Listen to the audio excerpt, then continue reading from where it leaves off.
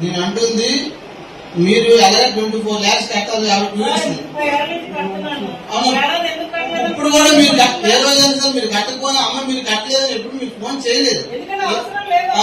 మేమేమంటానంటే request మీరు జీపీలో payment include చేయండి, మరొకసారి మీకు తీర్మానం చేసిస్తానని ఇవాళ ఇంచుమించు 4-5 సార్లు చెప్పుకుంటారు. ఏమ్మా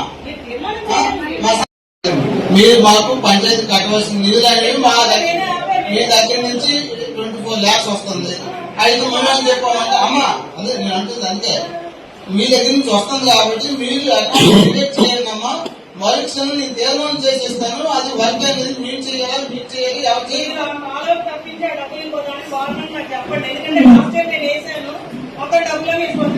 అమ్మా ఏదైనా సరే అన్నమాట. మేము ఒక మాట అమ్మా, మీరు ఏదైతే ఫండింగ్ కట్టేదో దాంతో పాటు మా గ్రామ పంచాయతీ చుట్టూ ఏదో ట్యాక్స్ రూపంలో వచ్చిన ఫండింగ్ అంతా కూడా కొన్ని ఇంపార్టెన్స్ డ్రైన్స్ కూడా మేము ఎక్కడ కూడా డివైడ్ చేసి వేరే పర్సన్స్ మనకు పెట్టాలి. అమ్మా చెప్పండి.